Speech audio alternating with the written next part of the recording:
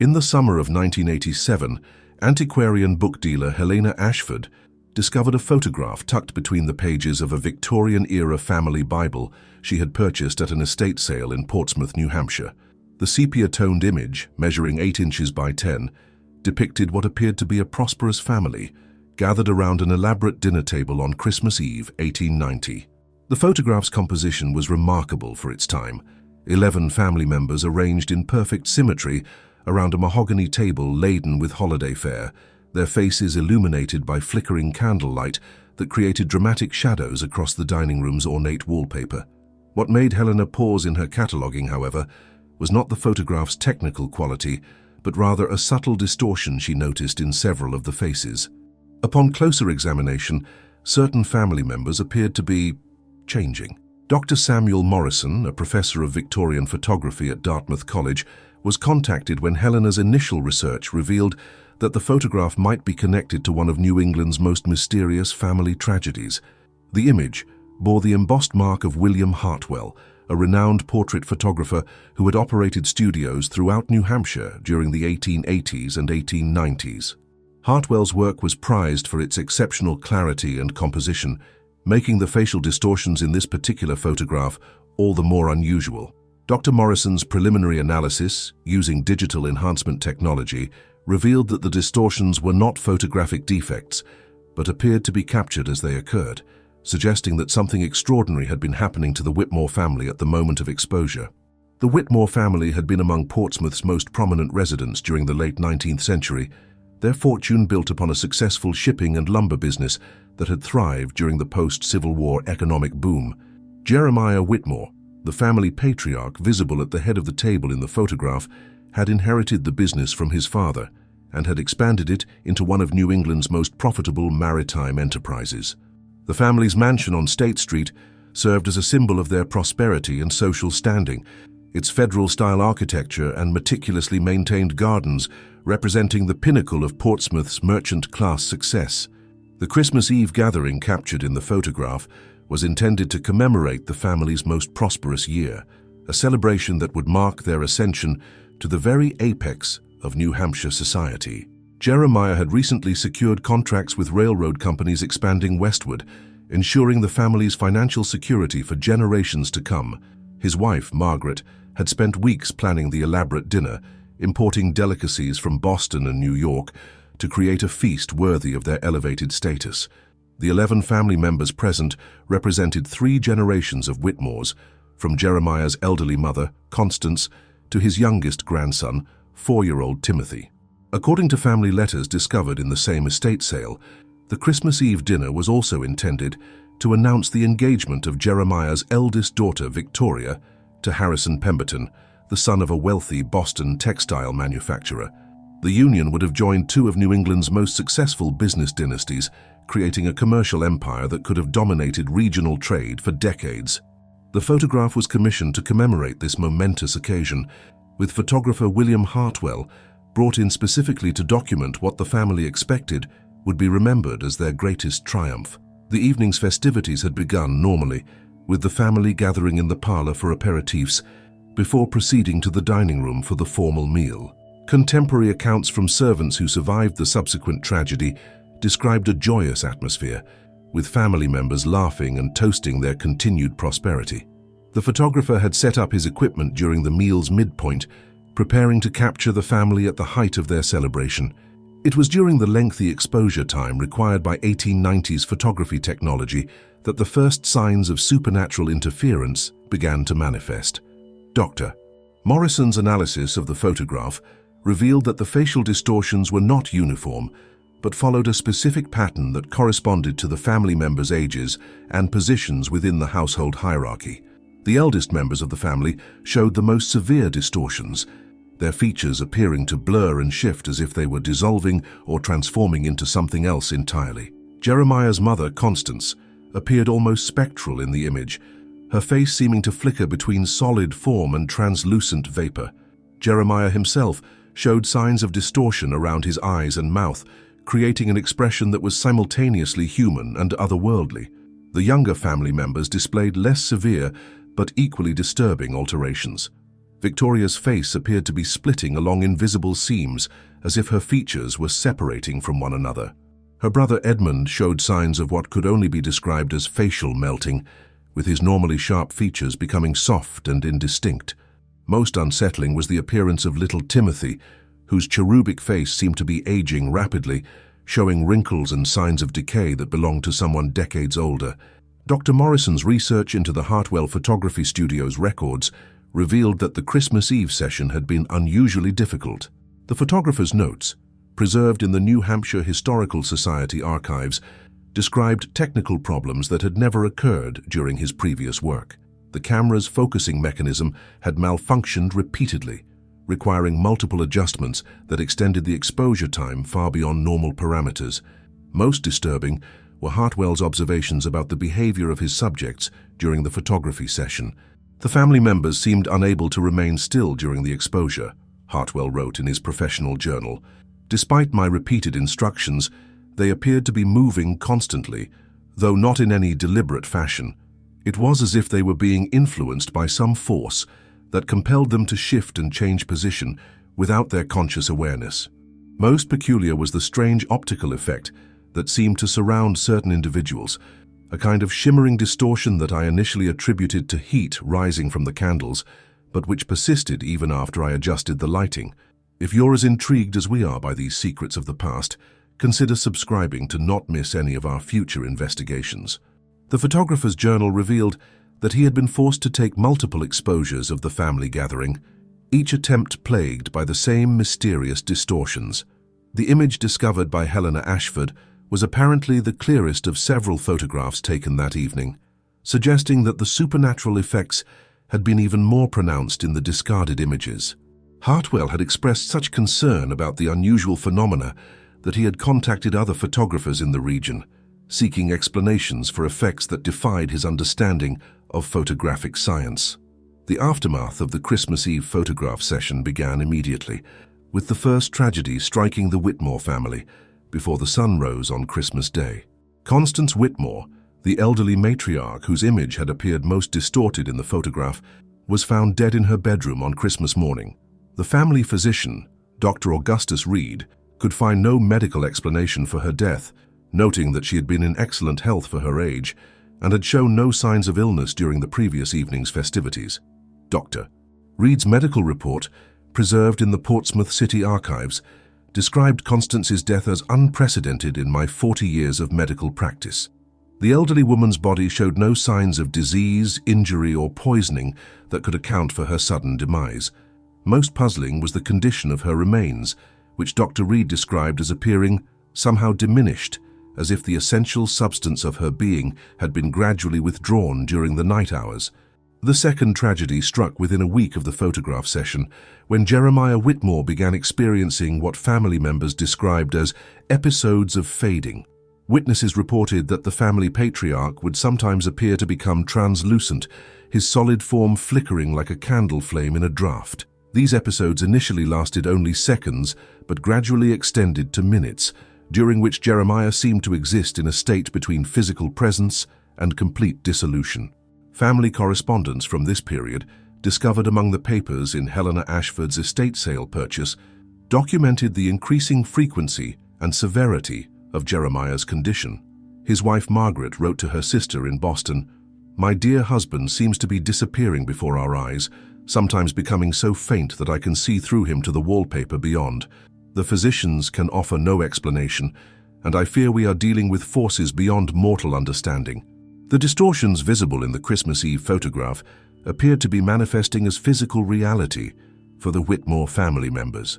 Those whose faces had shown the most severe alterations in the image began experiencing corresponding changes in their daily lives. Victoria, whose image had shown facial splitting, began suffering from what contemporary doctors termed hysterical dissolution, episodes during which she would claim that parts of her body were separating from one another. Edmund Whitmore, whose photograph had shown signs of facial melting, began experiencing a gradual loss of physical cohesion that manifested as a slow but steady deterioration of his features. Family members reported that his face seemed to be losing its definition, with familiar characteristics becoming blurred and indistinct over the course of several weeks. By February 1891, Edmund's appearance had changed so dramatically that servants had difficulty recognizing him. Dr. Morrison's investigation expanded to include research into the history of the Whitmore property and any events that might have created conditions for supernatural interference. His examination of Portsmouth City records revealed that the Whitmore mansion had been built on land that had previously served as a burial ground for victims of a cholera epidemic that had struck the city in 1849. The original graves had been relocated when the property was developed, but Dr. Morrison discovered evidence that the relocation had been incomplete, with numerous remains left undisturbed beneath the mansion's foundation. The incomplete grave relocation had apparently created what folklorists term a restless ground, a location where disturbed spirits might manifest their displeasure through supernatural phenomena. Dr. Morrison's research into similar cases revealed that photographs taken in such locations often captured evidence of spiritual activity, including facial distortions, unexplained lights, and other anomalous effects that defied conventional scientific explanation. The investigation revealed that the Whitmore family's prosperity had been built upon what might be considered a form of spiritual exploitation. Jeremiah's business success had been enhanced by his practice of purchasing properties at below-market prices from families affected by tragedy or supernatural harassment. His shipping company had acquired several warehouses and dock facilities from owners who had been driven to financial ruin by what they described as cursed properties, plagued by accidents, mysterious illnesses, and business failures. Dr. Morrison discovered that Jeremiah had shown a particular interest in acquiring properties with troubled histories, believing that the reduced prices offered opportunities for exceptional profits. His correspondence with business associates revealed a pattern of deliberately targeting families who were desperate to sell properties that had been affected by what he dismissively termed superstitious concerns. The Christmas Eve gathering had been intended to celebrate the culmination of this strategy, marking the Whitmore family's transition from successful merchants to wealthy property magnates. The supernatural retribution that befell the Whitmore family appeared to be directly connected to their exploitation of others' misfortunes. The facial distortions captured in the photograph seemed to represent a form of spiritual judgment, marking family members for a fate that would mirror the tragedies they had profited from. The pattern of deterioration followed the hierarchy of family involvement in the questionable business practices, with those most responsible for the exploitation suffering the most severe consequences. As we delve deeper into these mysteries, we invite you to join our community of explorers of the inexplicable. Subscribe and become part of the search for truth. The third wave of tragedies began in March 1891, when Victoria Whitmore's engagement to Harrison Pemberton was abruptly terminated under circumstances that shocked Portsmouth society. The young woman's condition had deteriorated to the point where she could no longer maintain a coherent appearance for more than brief periods. Contemporary newspaper accounts described her as suffering from a mysterious malady that caused her to appear fragmented and unstable during public appearances. Harrison Pemberton's family, upon witnessing Victoria's condition during a formal dinner party, had immediately withdrawn their son from the engagement and severed all business relationships with the Whitmores. The Pemberton patriarch, according to social correspondence preserved in Boston archives, had described Victoria's appearance as unnatural and disturbing, noting that she seemed to flicker between different versions of herself throughout the evening. The loss of the Pemberton alliance marked the beginning of the Whitmore family's commercial decline. Other business associates, upon hearing rumors about the family's strange afflictions, began canceling contracts and terminating partnerships. The supernatural phenomena affecting the family members made it impossible for them to conduct normal business operations, as their physical instability created concerns about their mental competency and business judgment. Edmund Whitmore's condition had progressed to the point where he could no longer maintain employment or social relationships.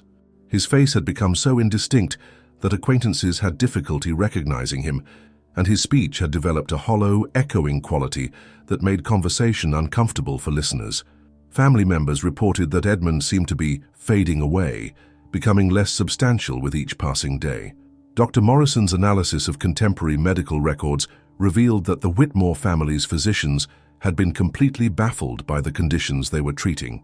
Multiple doctors had examined the affected family members, but none could identify any disease or disorder that matched the symptoms they observed. The medical profession of the 1890s lacked any framework for understanding supernatural phenomena, leaving the physicians helpless to provide effective treatment. The situation deteriorated further when young Timothy Whitmore began showing signs of the premature aging that had been captured in his photograph. The 4-year-old child's appearance started changing rapidly, with his youthful features giving way to the wrinkled, weathered countenance of an elderly man. His hair began turning grey, his posture became stooped, and his voice took on the quavering quality associated with advanced age. Timothy's condition was particularly disturbing because it represented a complete reversal of natural aging processes. While the other family members were experiencing forms of dissolution or fragmentation, the youngest Whitmore was undergoing accelerated aging that seemed to compress decades of life experience into months. Medical examinations revealed that his internal organs were also aging rapidly, suggesting that the supernatural influence was affecting him on a fundamental biological level. The family's financial situation began to mirror their physical deterioration. Business partners who had been eager to associate with the prosperous Whitmores began avoiding any contact with the family. Shipping contracts were cancelled, property deals fell through, and the family's extensive investments began to lose value as word spread about their strange afflictions. The mansion that had once symbolized their success became a prison where they hid from public scrutiny. Margaret Whitmore's correspondence during this period revealed the family's growing desperation and their attempts to find explanations for their supernatural persecution. She had consulted with spiritualists, folk healers, and religious leaders, seeking any remedy for the curse that seemed to be destroying her family. Most disturbing were her descriptions of the mansion itself, which she claimed was becoming unstable in ways that mirrored the family's physical conditions. "The house itself seems to be changing," Margaret wrote to her sister in April 1891. "Rooms appear different from day to day, with walls that seem to shift and corridors that lead to places that should not exist. The servants report seeing family members in locations where they cannot possibly be, and we sometimes hear voices from empty rooms. I fear that whatever force has taken hold of my husband and children is also claiming our home." Dr. Morrison's investigation revealed that the Whitmore mansion had indeed become the site of increasing supernatural activity following the Christmas Eve photograph session.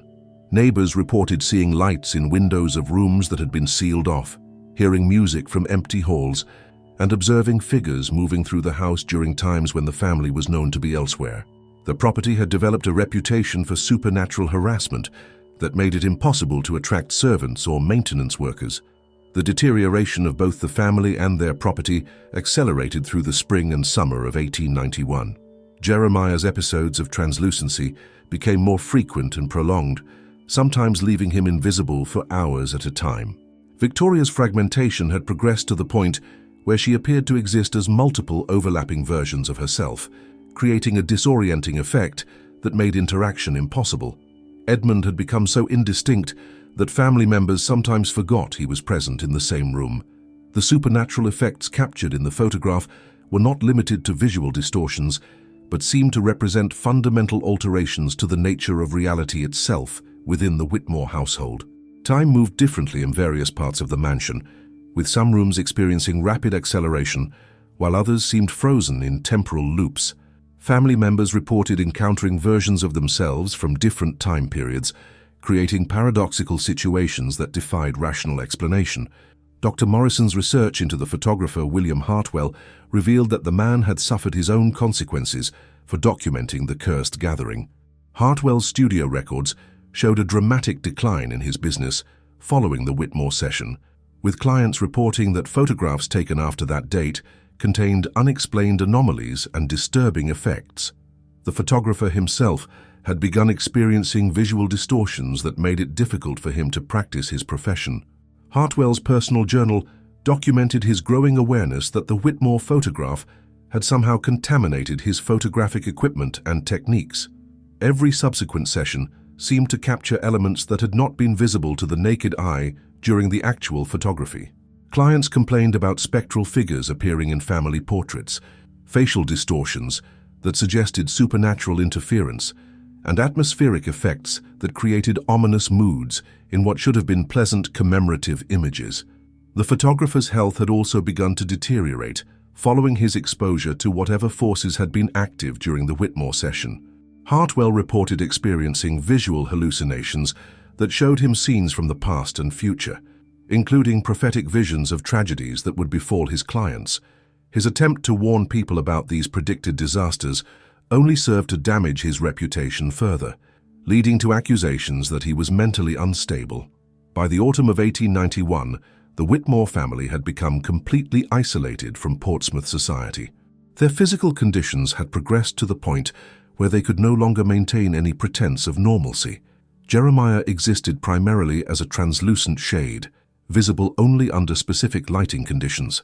Victoria had fragmented into multiple simultaneous versions of herself, each representing different aspects of her personality and memories. Edmund had become so indistinct that he was more absence than presence, detectable only through the empty spaces he occupied. Timothy's premature aging had reached its ultimate conclusion, with the 5-year-old child possessing the physical appearance and mental awareness of a centenarian.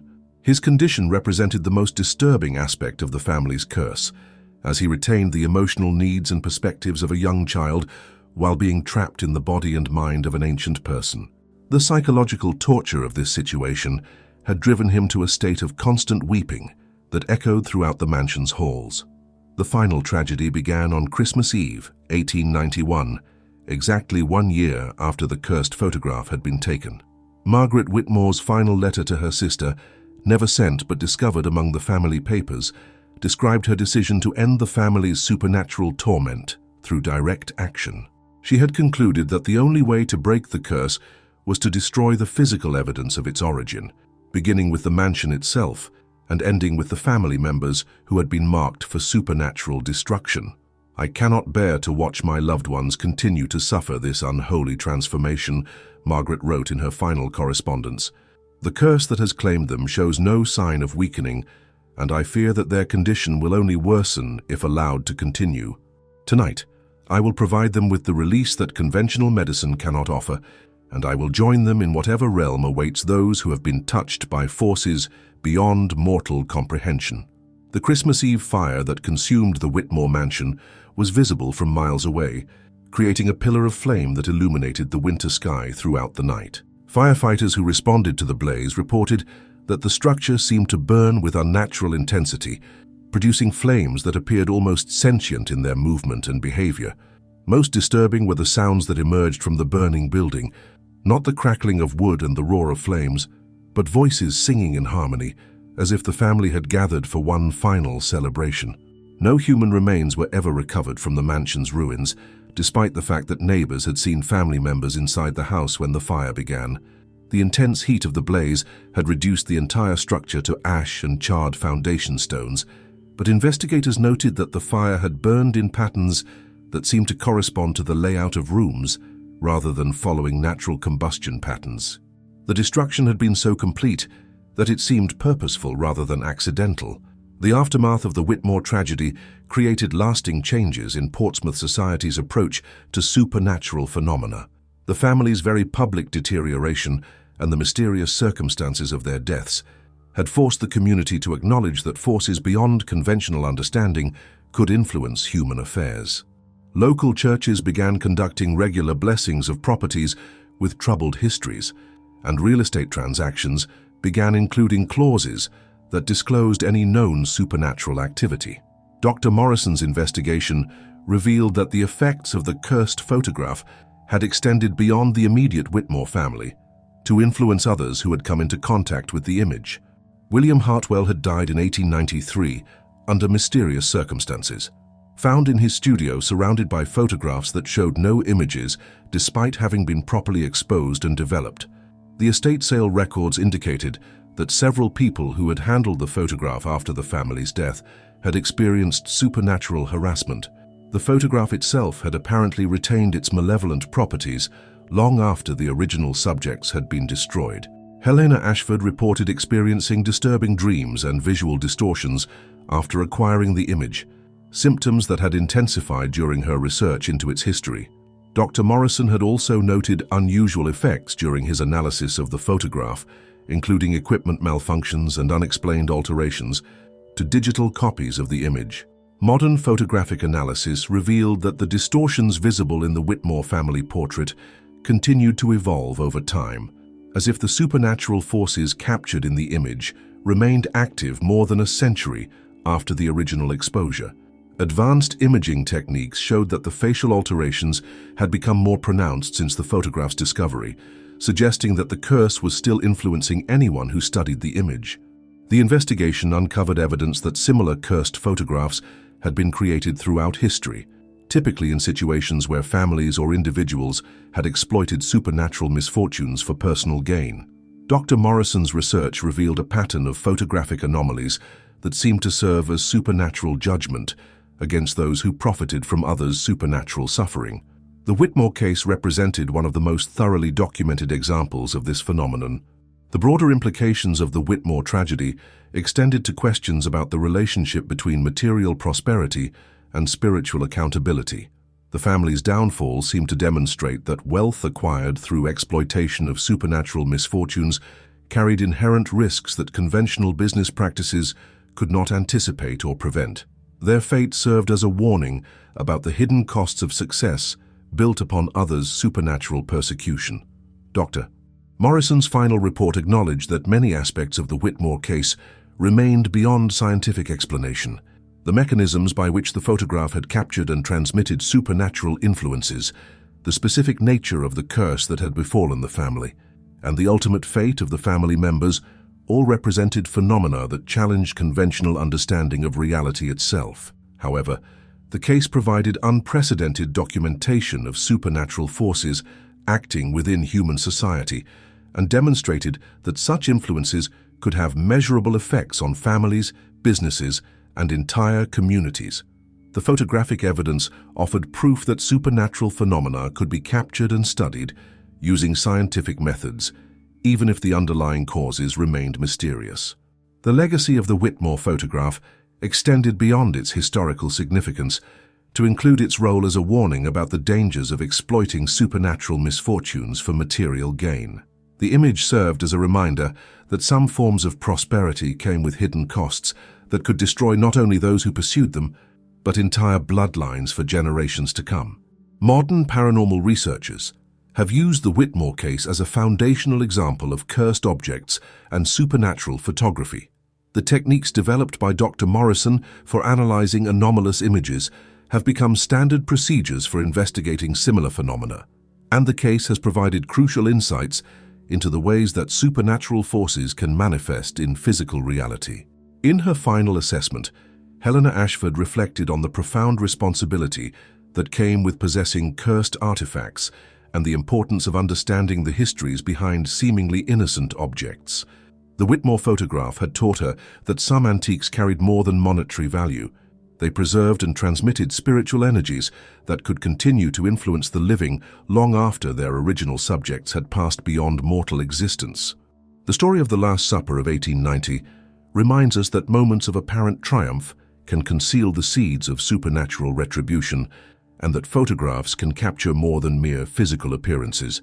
The Whitmore family's fate demonstrates that prosperity built upon others' supernatural misfortunes may carry curses that transcend death itself, creating legacies of spiritual accountability that extend far beyond the original perpetrators. Perhaps most disturbing of all, the continuing evolution of the facial distortions visible in the photograph suggests that the supernatural forces unleashed in 1890 remain active today. The curse that destroyed the Whitmore family continues to seek expression through anyone who encounters their final image, creating an eternal cycle of supernatural judgment that may never be fully contained or understood. The past guards secrets that challenge comprehension, and what we've uncovered in the shadows of that Christmas Eve gathering reveals that some moments of celebration can become eternally cursed, preserved in images that carry the power to transmit supernatural vengeance across the centuries. Perhaps the real question isn't what the camera captured that night, but whether we have the wisdom to recognize when prosperity comes at prices that extend far beyond the material realm. The true nature of this curse remains in the shadows, but we want to know your opinion. Use the comments section below and tell us what you believe. If you are fascinated by unraveling the secrets behind our darkest histories, subscribe to the channel and activate notifications, for there is much more to be unmasked.